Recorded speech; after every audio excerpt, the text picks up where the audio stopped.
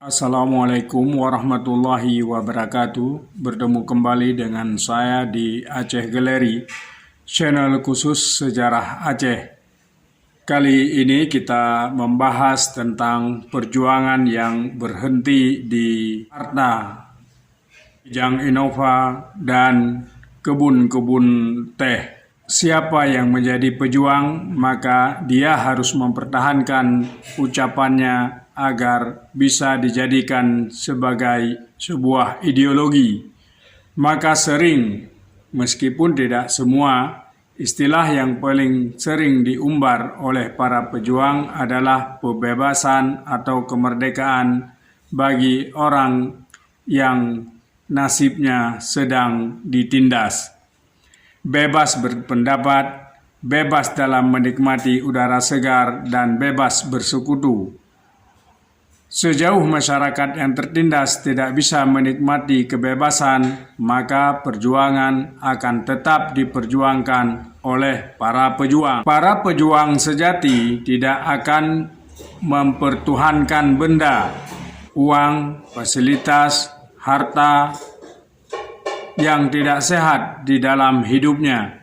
Itu sebabnya dalam sejarah perang, biasanya pejuang jarang memiliki kekayaan yang amat banyak jika mereka itu sejatinya dengan tidak mengedepankan kepentingan pribadi.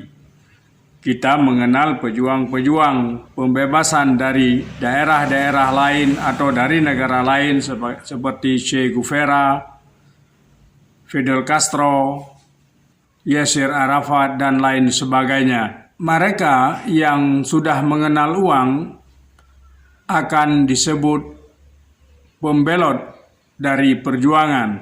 Mereka yang sudah mendapat fasilitas mewah atas nama perjuangan dinamai pejuang cucungu rakyat. Karena bukan hanya merugi kawan seperjuangan, tetapi mengkhianati rakyat sebagai misi dari perjuangannya. Fenomena tersebut agaknya sedang terjadi di Aceh, khususnya ketika tidak ada kesamarataan dalam penghasilan di kalangan para pejuang. Maka muncullah para pejuang sakit hati, dan fenomena itu dapat kita saksikan di sejumlah kampung-kampung di seantero Aceh. Kenyataan yang tak bisa ditampik terlihat dari gaya hidup sebagian yang disebut atau menyebut dirinya pejuang. Itu karena begitu glamor hingga membuat miris yang juga mengaku ikut sama-sama berjuang.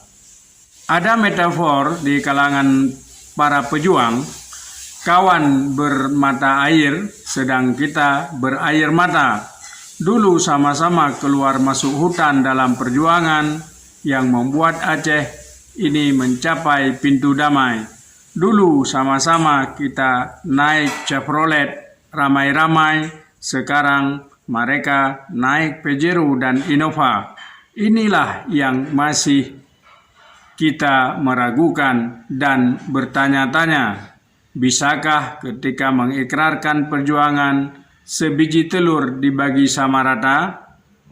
Fenomena kesenjangan antar pejuang itu semakin meruncing dan menjadi agenda yang tercecer, manakala perjuangan atas nama pelaksanaannya kata-kata ternyata diterjemah dengan ketidaksamaan.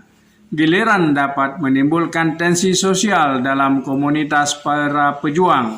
Siapa yang memetik untung?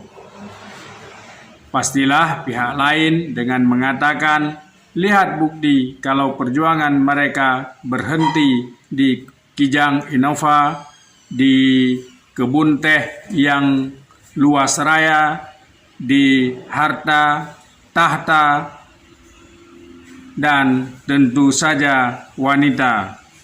Sindiran berdasarkan amatan ini tentu saja merupakan buah dari perdamaian yang tak terkawal di Aceh. Damai hanya diartikan dengan naiknya pendapatan para elit pejuang dan segenap orang-orang di sekitar mereka yang diistilahkan sebagai orang dalam, Damai juga boleh diartikan ketika pejuang mampu menang dalam pilkada di tingkat provinsi atau di kabupaten. Damai juga boleh jadi diartikan seberapa banyak proyek yang mereka kuasai. Arti damai inilah yang ternyata telah membelotkan niat perjuangan saat itu di Aceh, yaitu berhenti di Kijang Innova dan harta serta tahta.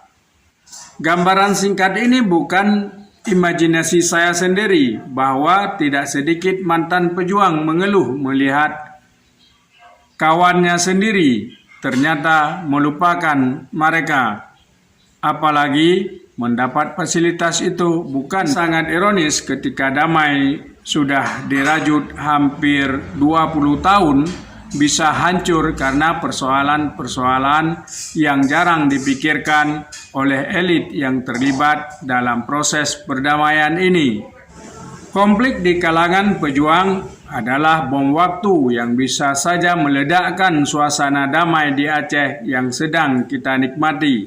Penting juga dicatat, jika dulu damai diakhiri dengan ketidaktulusan pemerintah pusat dalam mempertahankan damai, sekarang boleh jadi berakhir ketika kue kekuasaan dan kue pendapatan perjuangan itu tidak merata dan adil dibagi.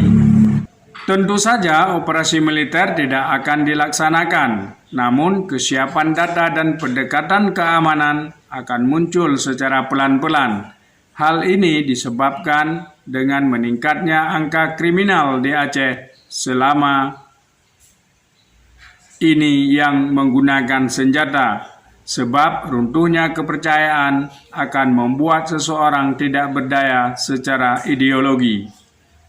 Sebenarnya perjuang harus ditarik lagi pada barak pemikiran bahwa Aceh harus seperti apa yang ditekankan dalam MOU Helsinki 15 Agustus 2005. Artinya, mereka yang mengklaim pejuang harus melupakan untuk menumpuk kekayaan agar terkonsentrasi mengawal perdamaian.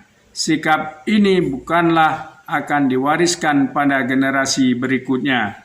Maka pejuang harus menunjukkan contoh, bukan sekedar kata-kata demi rakyat dan perjuangan Aceh. Munculnya barisan sakit hati di lapangan menjadi suatu kewajaran bila paradigma memupuk kekayaan sendiri terus dipertontonkan.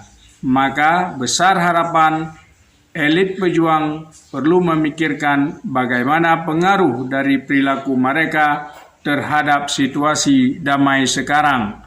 Kesadaran untuk tidak membuat kesenjangan sosial di kalangan pejuang adalah keniscayaan. Demikian pula perilaku untuk tidak menganaktirikan para pejuang. Ada beberapa tawaran guna menyembuhkan barisan sakit hati. Ini pertama, menafsir ulang makna perjuangan untuk mengisi perdamaian yang sedang berlangsung. Seperti dikatakan, perjuangan adalah pelaksanaan kata-kata dan pengorbanan. Pejuang yang paling baik adalah ketika dia taat dan patuh pada apa yang diperjuangkan dan dilaksanakan dari ucapannya sendiri. Kedua, jarang ada pejuang yang kaya mendadak setelah satu episode perang diselesaikan. Biasanya pejuang ini akan turun ke rakyat dan bersama rakyat memberdayakan diri mereka. Watak mereka yang tidak pernah mengemis dengan dalih apapun. Mereka hanya asyik mempromosikan damai dan tidak menonjolkan kepentingan pribadi. Pejuang sejati tentu saja tidak ingin melibatkan diri dalam hal yang tidak disukai oleh rakyat.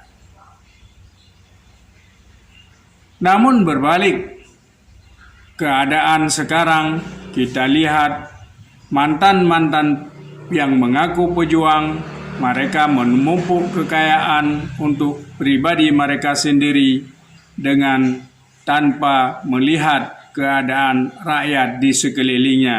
Ketiga, janganlah menjadi pejuang yang bisa diukur melalui materi, karena harus diingat bahwa hancurnya Aceh dulu karena pemimpinnya telah sibuk dengan fasilitas yang didapatkannya. Fenomena perjuangan berhenti di Kijang Innova, harta, tahta, ini bukan merupakan bukti baru bahwa Aceh sedang menuju pada kehancuran. Akhirnya kita berharap perdamaian ini tidak lagi ternoda dengan tindakan yang membuat rakyat akan terluka hatinya. Bagaimanapun, spirit perjuangan diberikan untuk membangun Aceh yang lebih baik ke depan. Wassalamualaikum warahmatullahi wabarakatuh.